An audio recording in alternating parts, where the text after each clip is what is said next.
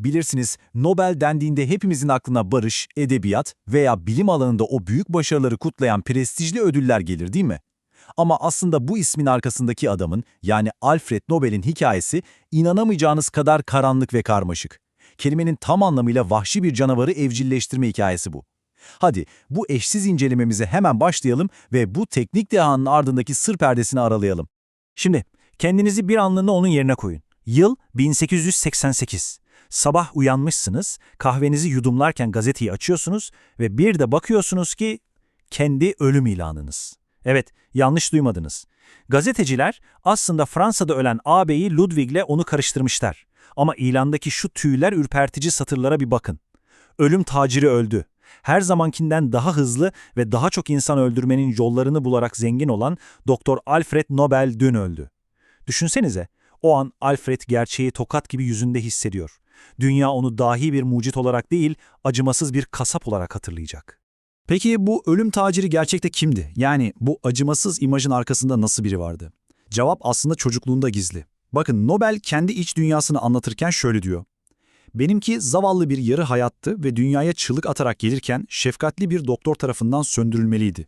Gerçekten çok sarsıcı bir cümle öyle değil mi? O sürekli hastalanan, mide ağrıları ve ağır depresyon krizleriyle boğuşan, yatağa mahkum bir çocuktu. Üstelik babasının üst üste iflas etmesi yüzünden kardeşlerinin Stockholm sokaklarında kibrit satmasını izleyerek büyüdü. Bu derin yalnızlık, o içindeki bitmek bilmeyen acı, işte bu durum onu inanılmaz işkolik birine dönüştürdü. Kurtuluşu her zaman ama her zaman laboratuvarın o soğuk duvarları arasında aradı. Ve işte o laboratuvar günlerinin birinde hayatını sonsuza dek değiştirecek o korkunç maddeyle karşılaştı. Nitrogliserin. Şimdi biraz kimyaya girelim ama gözünüz korkmasın. Eski usul barutu düşünün, hani şu karbon, potasyum nitrat ve kükürdün ayrı ayrı tanecikler halinde bulunduğu, reaksiyonun nispeten yavaş olduğu karışım. Ama nitrogliserin o bambaşka bir canavar. İhtiyacınız olan her şey, yani karbon, oksijen ve azot tek bir molekülün içine resmen hapsedilmiş durumda. Hem de inanılmaz derecede dengesiz bir şekilde. Bu da ona baruttan yüzlerce kat daha büyük, korkunç bir yıkıcı güç veriyor. Bu güç, öyle bildiğimiz sıradan bir patlama falan da değil. Tam anlamıyla bir infilak, yani bilimsel adıyla detonasyon.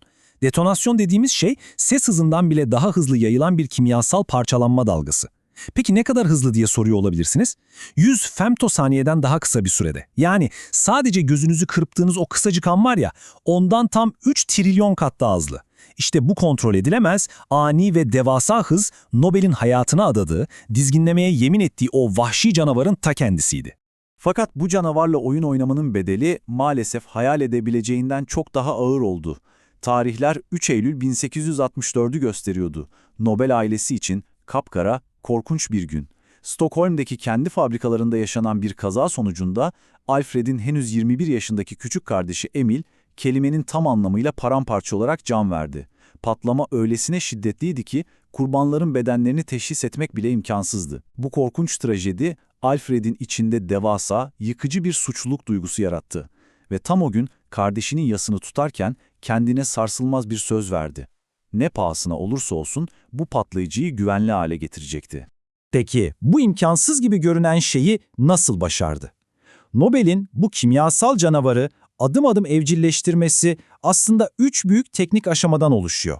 Patlatma kapsülü, dinamit ve son olarak jelatinit. Gelin şimdi bu adımların her birine yakından bakalım ve bu müthiş mühendisliğin bir sonrakini nasıl mükemmelleştirdiğini görelim. Öncelikle ilk büyük sorunumuzu çözelim. Detonasyon, yani o asıl patlamayı tetiklemek. Nitrogliserin o kadar garip ve inatçı bir sıvıdır ki içine alev alev yanan bir fitil soksanız bile yanmaz, öylece durur. Onu harekete geçirmek için fiziksel bir şoka ihtiyacınız var. Nobel'in buradaki dahiyane çözümü patlatma kapsülü oldu. Ufacık bir tüp düşünün, içine biraz barut ve ardından cıva filminat koyuyor. Siz fitili ateşlediğinizde bu küçük tüp ufak bir ön patlama yaratıyor ve işte bu patlama o inatçı sıvıyı harekete geçirecek kusursuz şok dalgasını iletiyor. Sıkı durun, bu temel mantık yıllar sonra atom bombalarının tetiklenmesinde bile kullanılacaktı. Gerçekten akıl almaz, değil mi? Tamam, patlatmayı başardı ama sıvı hala elinizde patlamaya hazır, korkunç derecede hassas bir bombaydı. Neden biliyor musunuz? Tamamen o görünmez mikroskobik tehdit yüzünden. Sıkışmış hava kabarcıkları. Bakın nitrogliserin böyle kıvamlı şurup gibi bir sıvı olduğu için içine üretilirken Mikroskobik hava ve su buharı kabarcıkları hapsoluyor. Siz bu sıvıyı taşırken yanlışlıkla bir yere çarparsanız veya ufak bir sarsıntı olursa bu hapsolmuş kabarcıklar aniden sıkışıyor, saniyesinde binlerce derece ısınıyor ve o ölümcül zincirleme reaksiyonunu başlatıyor. Yani en ufak bir sarsıntı bile anında felaket demek. Nobel, bu hava kabarcıkları kabusunu bitirmek için sıvıyı bir şekilde sabitlemesi, yani katılaştırması gerektiğini anladı. Kum denedi, talaş denedi, tuğla tozu denedi, yok, hiçbiri işe yaramadı. Sonra adeta mucizevi bir maddeyle karşılaştı, Kieselguhr. Bizim bildiğimiz adıyla diatomit toprağı. Bu şey aslında antik deniz canlılarının fosilleşmiş iskeletlerinden oluşan sünger gibi inanılmaz gözenekli bir toz. Nobel, nitrogliserinini bu sihirli tozla karıştırdığında o tehlikeli sıvı mikroskobik gözeneklerin içine emiliverdi, moleküller o küçük odacıklarda birbirinden ayrıldı ve bam! O ölümcül hassasiyet tamamen ortadan kalktı.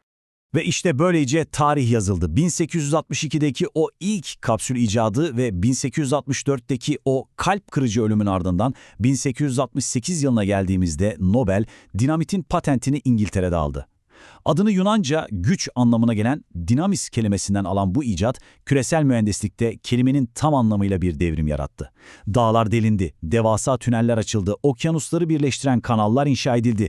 Modern dünyayı tam anlamıyla şekillendiren şey buydu. Ama durun bakalım, hikaye maalesef burada mutlu sonla bitmiyor. Çünkü dinamitin hala çok büyük ve ölümcül bir kusuru vardı.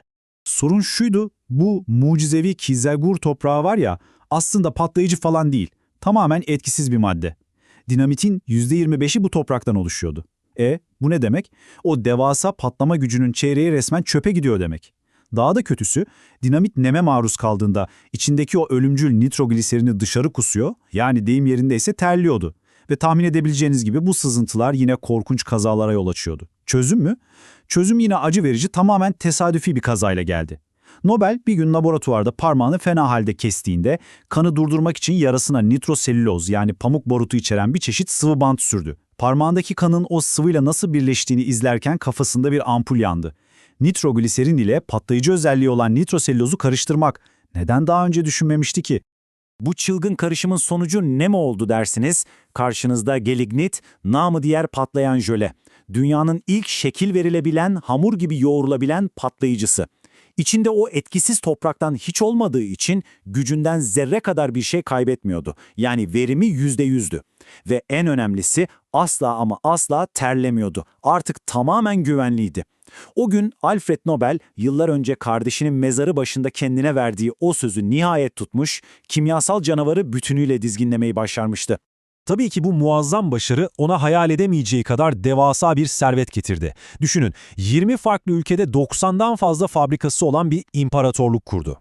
Ama madalyonun diğer yüzüne, onun iç dünyasına tekrar dönersek, kendisini tarif ettiği şu acı dolu sözlere bir kulak verin. Ben hiçbir bağı, kökü ve hayatta gerçek bir neşesi olmayan göçebe bir atomum. İnanılmaz değil mi? Milyonlar kazanıyor, icatlarıyla dünyayı kökünden değiştiriyor ama devasa bir malikanede yalnız yaşıyordu. İşin daha da trajik yanı, hayatının aşkı sandığı, hatta asistanı olarak işe aldığı Bertha Kinsgay bile onu başka bir adamla evlenmek için terk etmişti. O inanılmaz zenginlik ve şöhret, ruhundaki o kara deliği asla dolduramadı. Kalbi paramparça olan Nobel, kendini daha da tehlikeli bir yola, tamamen silah endüstrisine adadı. Balistit adını verdiği dumansız bir barut icat edip ordulara satmaya başladı. Peki kendini nasıl haklı çıkarıyordu derseniz, biliyor musunuz, tıpkı yıllar sonra Oppenheimer'ın yapacağı gibi onun da kendine az bir caydırıcılık teorisi vardı. Hatta o eski aşkı Bertha'ya yazdığı bir mektupta bunu çok net görüyoruz. Karşılıklı yok oluş o kadar kesin ve korkunç olacak ki tüm uygar uluslar dehşet içinde ordularını dağıtacak ve nihayet barış gelecek diyordu. O, bu yıkıcı icatların birer barış elçisi olacağına gerçekten inanıyordu. Ama tarihsel gerçeklik, tarih, bu safça teorinin ne kadar büyük bir yanılgı olduğunu acımasızca onun yüzüne vuracaktı. Çünkü beklenen o büyük barış yerine sivil terörizm denen yepyeni bir canavar doğdu. Dinamit, dev tüneller açan endüstriyel bir mucize olmaktan çıkıp anarşist teröristlerin bir numaralı silahı haline gelmişti. Özellikle kendilerine dinamit kulübü diyen gruplar akıl almaz bir dehşet saçıyordu. Size şöyle bir rakam vereyim. Sadece 1890'larla 1920'ler arasında sırf New York'ta, evet sadece tek bir şehirde 7.000'den fazla bombalı saldırı gerçekleşti. Ceketinizin cebine sığacak kadar küçük birkaç dinamit lokumuyla koskoca binaları yerle bir edebiliyordunuz. Nobel'in dünyayı iyileştireceğini sandığı icadı, insanlık için daha önce hiç görülmemiş çok karanlık bir kapı aralamıştı. Ve bu karanlığın en acı, en yürek yakan bilançosu 38. Sadece rakam olarak söylemesi bile zor. Bu sayı 1927 yılında Bath, Michigan'daki bir ilkokulun bodrumuna gizlice döşenen dinamitlerin patlatılması sonucu hayatını kaybeden masum çocukların sayısı. Amerikan tarihinin gördüğü bu en ölümcül okul katliamı bir tüfekle ya da tabancayla değil, doğrudan dinamitle yapılmıştı. Nobel'in o silahlar o kadar güçlü olursa kimse savaşmaya cesaret edemez şeklindeki büyük barış teorisi işte o masum çocukların bedenleriyle birlikte o okulda paramparça olmuştu. Nobel ömrü vefa edip Bath felaketini görmemiş olsa da icatlarının nasıl birer ölüm makinasına dönüştüğünü çok iyi biliyordu. Yıl 1895. Artık yaşlanmış, iyice hastalanmış bir adam. Hatta kaderin cilvesine bakın ki göğüs ağrılarını dindirmesi için doktorlar ona kendi icadı olan nitrogliserini hap olarak yutmasını söylüyordu. O hala yapalnız bir göçebe atomdu. Ve zihninin derinliklerinde ne yaparsa yapsın o 1888 yılındaki korkunç gazete manşeti yankılanmaya devam ediyordu. Ölüm taciri öldü. İnsanlar onu böyle mi hatırlayacaktı? Buna asla izin veremezdi, hemen avukatını çağırttı ve mirasını baştan aşağı yeniden yazmaya karar verdi. %94. Bu oran Nobel'in o akıllara ziyan servetinden ailesine, akrabalarına değil tamamen yepyeni bir vizyona adadığı kısmı temsil ediyor. Bugünün enflasyonla hesaplanmış parasıyla yaklaşık 340 milyon dolar gibi devasa bir meblağdan bahsediyoruz. Bunu yaparken tek bir amacı, tek bir hayali vardı. Ölümünden sonra isminin o acımasız yıkımla, terörle ve kanla değil, insanlığa yapılan en yüce katkılarla anılmasını garanti altına almak. İşte bu devasa servet de bugün hepimizin bildiği o meşhur ödüllerin temelini attığı fizik, kimya, tıp, edebiyat ve tabii ki en dikkat çekicisi barış. Evet, yanlış duymadınız, ölüm taciri bir barış ödülü kuruyordu. Bu aslında onun en büyük kefaret ödeme şekliydi. İnsanlığa en büyük faydayı sağlayanları onurlandırarak kendi günahlarının bedelini ödemeye çalışıyordu. Dünya onu bir yıkım makinesi olarak değil, bilimin ve barışın en büyük destekçisi olarak hatırlamalıydı. Ve tüm bu hikaye bugün bizi gerçekten beynimizi yakan çok çarpıcı bir soruyla baş başa bırakıyor. Sizce insanlığın ilerlemesi için verilen bu nihai ödül bir ölüm tacirini gerçekten affettirebilir mi?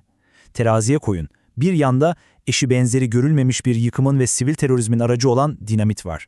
Diğer yanda ise insanlık başarılarının en büyük kutlaması olan Nobel ödülleri. Trajik bir ironiyle dolu bu inanılmaz hayat hikayesinde kararı vermek tamamen size kalmış.